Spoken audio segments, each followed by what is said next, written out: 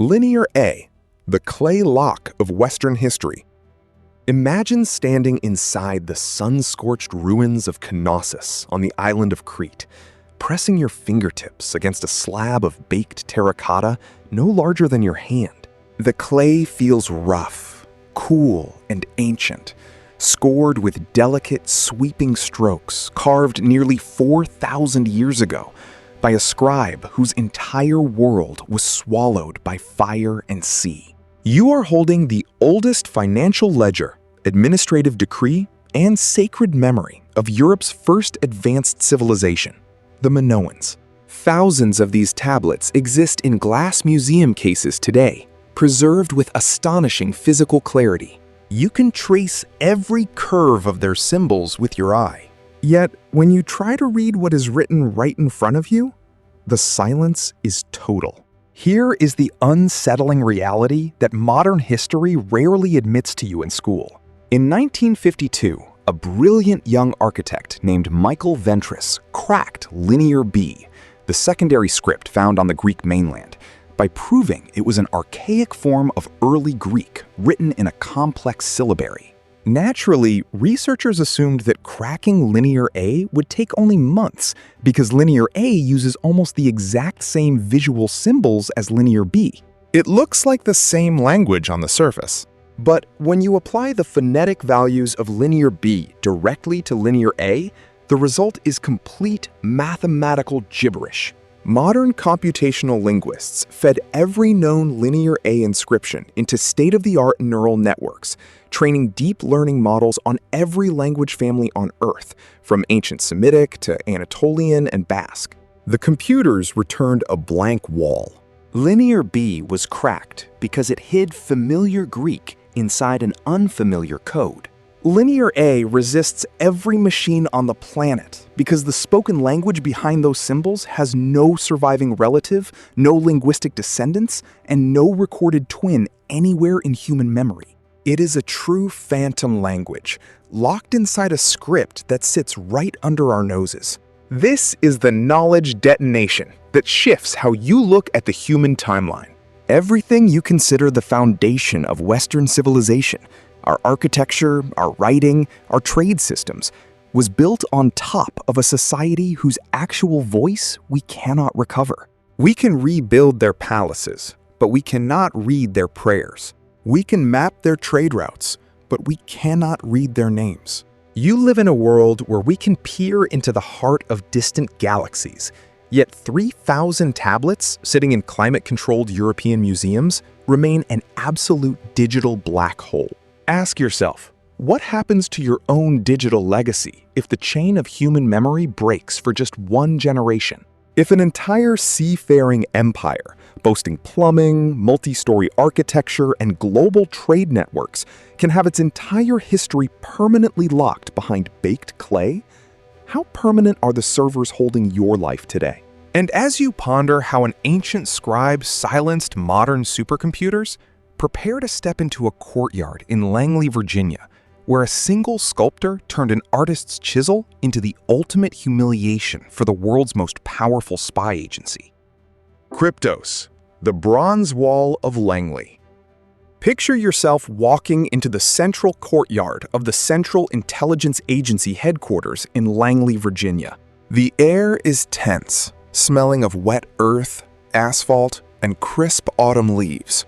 Above you, floor after floor of dark glass windows house the world's most formidable cryptanalysts, signals intelligence experts, and supercomputers working behind layers of military-grade security.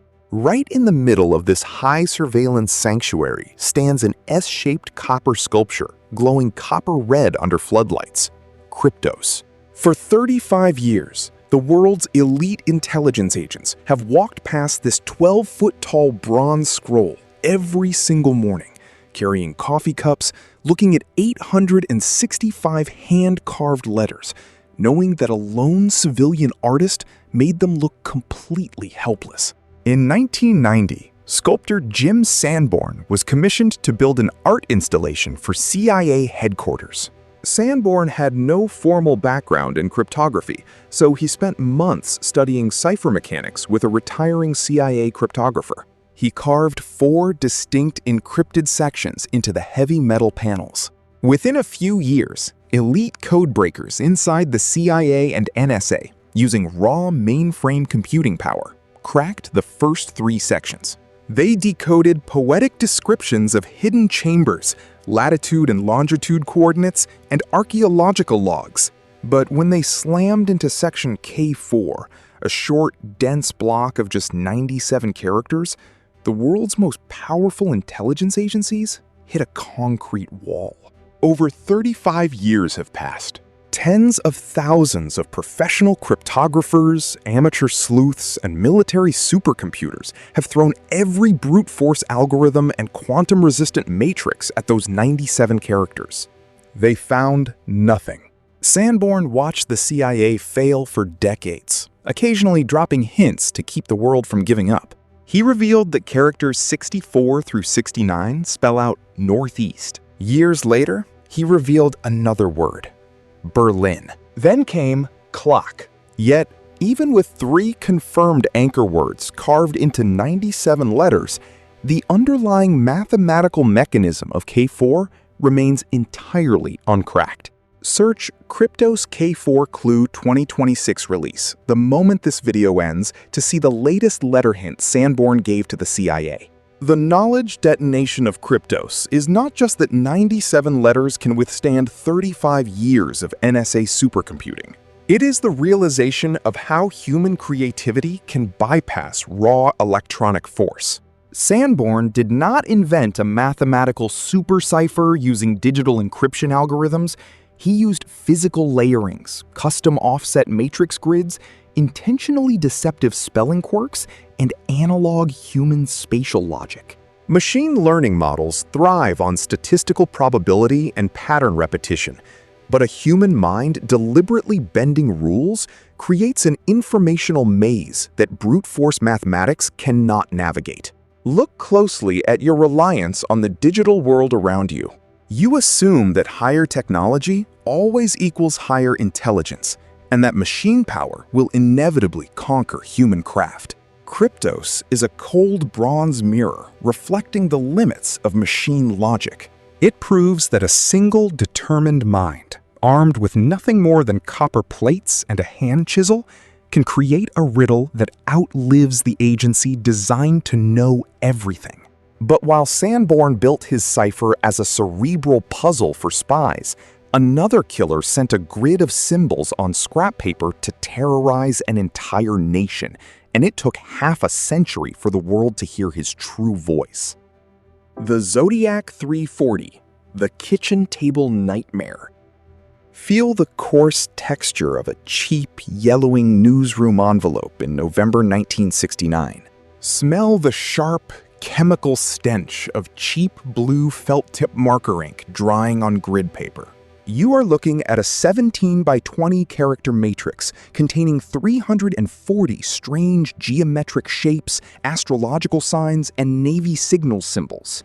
Mailed directly to the San Francisco Chronicle by a self-proclaimed serial killer, this piece of paper was accompanied by a clear, terrifying challenge to the authorities. The killer claimed that inside these 340 characters lay his true identity. For 51 years, every department of the FBI, naval intelligence cryptographers, and university mainframes tried to unspool the grid. For half a century, they all failed. What made the Zodiac 340 cipher so brutally uncrackable was not its visual complexity, but how a ruthless killer manipulated basic human reading habits on his kitchen table. Most ciphers are written horizontally, line by line, from left to right.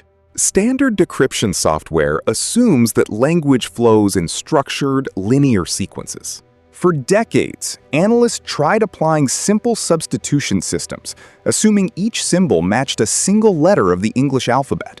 But the killer had engineered a diagonal 20-character transposition scheme.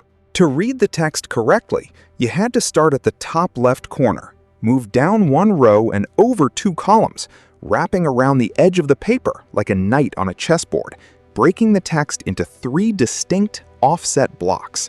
It was not a military supercomputer that cracked the 340 cipher in 2020.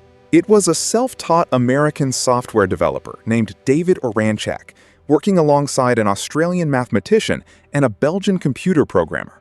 By creating custom software called Decrypto that ran through over 600 billion mathematical combinations of diagonal reading patterns, their program finally hit an alignment of English words. They immediately submitted their raw decipherment to the FBI, who officially verified the solution. Here is the chilling decoded message, delivered directly from the mind of a monster after 51 years of silence. I hope you are having lots of fun in trying to catch me. That was not me on the TV show, which brings up a point about me. I am not afraid of the gas chamber because it will send me to paradise all the sooner. Because I now have enough slaves to work for me, where everyone else has nothing when they reach paradise, so they are afraid of death. I am not afraid because I know that my new life is an easy one in paradise death. The knowledge detonation of the Zodiac 340 hits you like a physical shock. The killer did not reveal his name. He used 51 years of cryptographic defense not to protect his identity, but to ensure his terrifying personal ideology would echo across generations, long after his trail went cold. The FBI's supercomputers were defeated for half a century, not by quantum algorithms, but by hand-drawn graph paper and diagonal shifts. Stare into that 340-character grid and acknowledge the disturbing paradox of the human intellect. The very same mind that constructs beautiful art or groundbreaking code is capable of using pure mechanical logic to seal dark horror inside a paper cage. You like to believe that truth always surfaces, that justice eventually decrypts every secret. But as you will see in our next unsolved mystery, some ciphers were not written by serial killers or ancient scribes, but carved into silver ingots buried deep beneath a desolate island, waiting for someone with the courage to dig. The Beale Ciphers, the $60 million mathematical trap. Imagine kneeling in the freezing mud of a dark ravine in Bedford County, Virginia. Your hands are covered in dirt, your back aches from hours of digging, and the cold mountain rain glimmers off the blade of your shovel. You are holding a worn copy of a pamphlet published in 1885, containing 3 long pages of dense printed numbers. For over a century, thousands of men and women have ruined their finances, destroyed their marriages, and spent their entire lives digging up these woods. They are all hunting for 3 tons of buried gold, silver, and jewels worth over $60 million today, left behind by a mystery man named Thomas J. Beale in 1816. And the only thing standing between you and that fortune is 3 pages of numbers that hold a terrifying secret about mathematical logic. In 1885, an anonymous author published the Beale Papers, revealing 3 separate encrypted texts. An unknown codebreaker managed to solve cipher number 2 by using a brilliant method called a book cipher. He took a famous historical document, the United States Declaration of Independence, and numbered every single word in sequence. When he replaced each number in cipher 2 with the first letter of the corresponding word in the declaration, the text unspooled into plain English, describing a massive vault carved into the bedrock of Bedford County, filled with thousands of pounds of gold and silver. But when codebreakers tried using the Declaration of Independence on cipher number 1, which describes the exact geographical location of the vault, and cipher number 3, which lists the heirs, the result was complete noise. This is where the mathematical trap snaps shut on your mind. A book cipher is a cryptographic nightmare because it does not rely on letter substitution or internal patterns. It relies entirely on an external key text, a specific book, pamphlet, or document. If you do not possess the exact edition of the exact book the sender used, a book cipher is mathematically uncrackable. Supercomputers can run trillions of iterations, but without the original key text, every combination of numbers could spell out 1,000,000 different valid English sentences. To make matters even more unsettling, modern forensic cryptanalysts ran statistical entropy tests on ciphers 1 and 3. If a fraudster had simply made up random numbers to sell pamphlets in 1885, the statistical distribution of those digits would look completely random. But the entropy tests returned undeniable proof.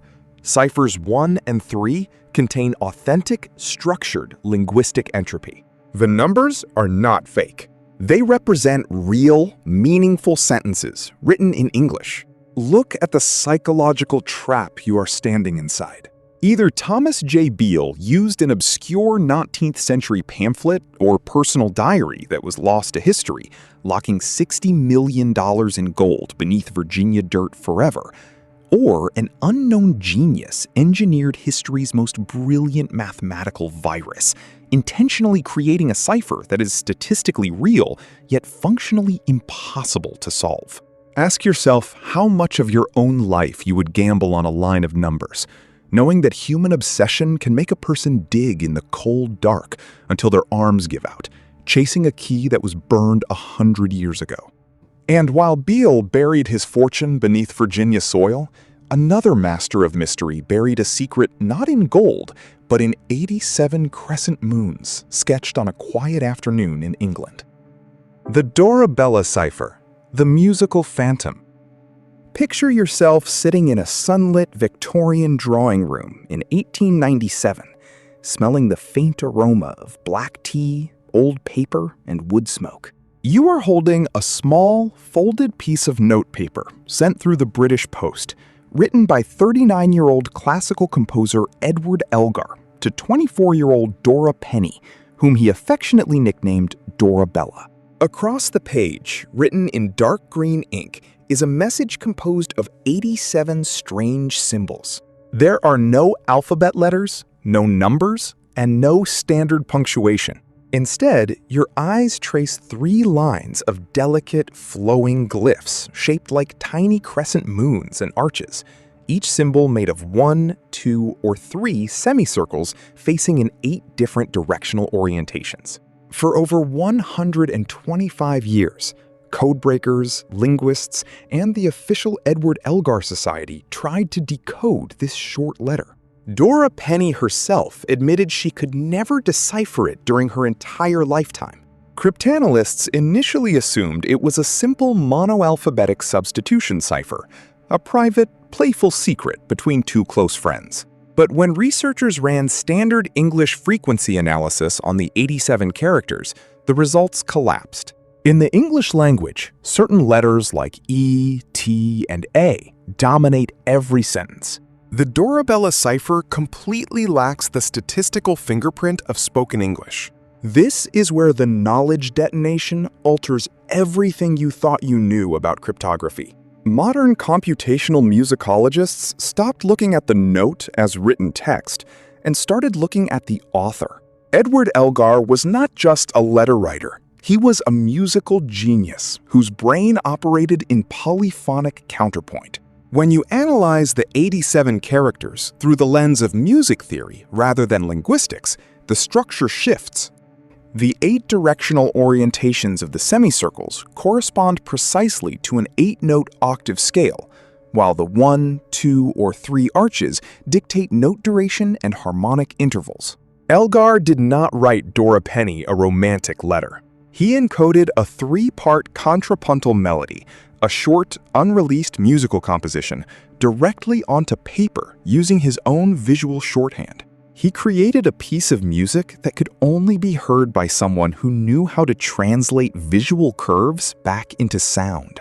For more than a century, intelligence analysts failed to crack the Dorabella note because they were trying to force a masterpiece of auditory counterpoint into the rigid boxes of the English alphabet. Consider how often you misjudge the world around you simply because you are using the wrong framework to evaluate it. You look for linear logic, alphabetic sense, and predictable patterns, failing to realize that human consciousness can express reality through art, harmony, and geometry that standard tools cannot measure. The Dorabella cipher is a quiet, elegant reminder that some secrets are not locked away to hide a dark crime or a chest of gold, but to capture a fleeting melody in time. But as we move from Victorian melodies into our final, most profound mysteries, we leave behind personal notes and step towards ciphers that threaten to rewrite the origin of civilization itself. The Phaistos disk, printing 3,000 years early. Hold a warm 6-inch circle of fired terracotta in your hands, feeling the weight of ancient Cretan soil pressed beneath your fingers. Discovered in 1908, deep within the basement of the Minoan Palace of Phaistos, this reddish-brown disk glows with a clockwise spiral of 241 tiny, perfectly executed symbols. You can run your thumb over the crisp impressions of crested helmets, swimming fish, flying birds, and running men stamped into the clay. But when you look closely at how those impressions were made, a chilling historical paradox hits your mind. These symbols were not carved with a scribe's stylus. They were pressed into wet clay using 45 unique, pre-formed metal or wooden punches, reusable stamp dies manufactured specifically for mass reproduction. What you are looking at is movable type typography. The Phaistos disk represents the earliest known printed document on planet Earth, created around 1700 BC. That is 3,000 years before Johannes Gutenberg ever set up his printing press in Germany, and millennia before the Industrial Printing Revolution. The Minoans had not just developed a written script, they had invented the fundamental technology of standardized, reusable printing, and then it completely vanished from the historical record for 30 centuries. Linguistic statistical analysis confirms that the 241 symbols are grouped into 55 distinct words, separated by fine vertical lines. It possesses all the mathematical entropy of a fully developed syllabic language. Yet, cryptanalysts and supercomputers have reached a permanent mathematical dead end. Decryption requires context, either multiple distinct texts to compare linguistic variations, or a bilingual Rosetta Stone that bridges the unknown script to a known language. The Phaistos disk is a unique, isolated artifact. There is no second disk. There is no dictionary. You are staring at the only surviving fragment of a lost printing system, rendering its message mathematically unsolvable, no matter how advanced our technology becomes.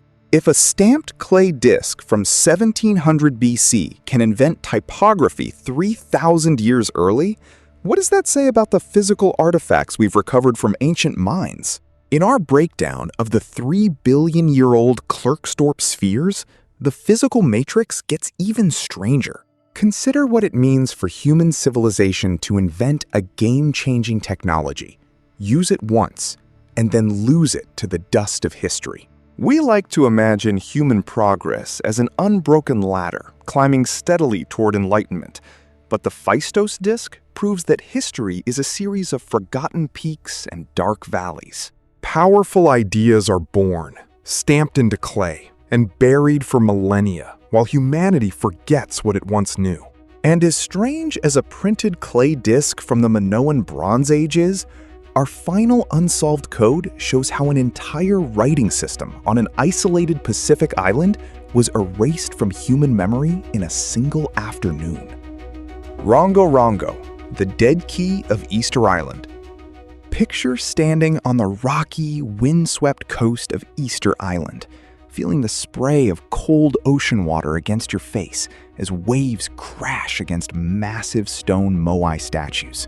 In your hands, you hold a smooth, dark piece of Toromiro driftwood, carved with intricate rows of tiny glyphs, humanoid figures holding staffs, soaring frigate birds, swimming turtles, and geometric starbursts. You are holding one of only 24 surviving wooden tablets of Rongo Rongo, the only native writing system ever created in all of Oceania, and one of only 4 independent inventions of writing in human history. What makes Rongo Rongo visually and intellectually mesmerizing is its unique reading orientation, reverse boustrophodon. To read the wooden tablet, you start at the bottom left corner and read the first row of carved symbols horizontally from left to right. But when you reach the end of the line, you cannot simply drop your eyes to the next row. You must rotate the heavy wooden tablet 180 degrees in your hands, upside down, and read the next row from left to right. Line after line, the reader was forced to turn the tablet in a continuous physical dance between human hands, eyes, and wood. For centuries, the sacred knowledge of how to read these tablets was guarded by the Ariki, the royal high priests and elders of the Rapa Nui people. The tablets were not merely read silently, they were chanted aloud in ceremonial recitations that tied the carved symbols to the oral history and celestial navigation of the island. But in the early 1860s, tragedy struck with catastrophic swiftness. Peruvian slave raiders descended upon Easter Island, kidnapping over 1,500 inhabitants, including the king, his family, and every single literate Ariki elder who knew the sacred translation chant. Introduced diseases like smallpox decimated the few survivors who returned. In a single afternoon, the human bridge between the spoken Rapa Nui language and the wooden glyphs was severed forever. When Catholic missionaries arrived years later, they found 24 wooden tablets, but not a single living person on Earth who could read them. Modern linguists and AI models have analyzed the repeating glyph sequences, mapping astronomical cycles and agricultural calendars. But without the living oral key, the precise words of the tablets remain completely silent. Feel the profound tragedy of that silence. A written language forged in total isolation over centuries of human creativity was wiped off the face of the earth, not because the code was too complex, but because human life is fragile. Rongo Rongo stands as a haunting monument to how easily an entire civilization's memory can be erased when the human voice is extinguished.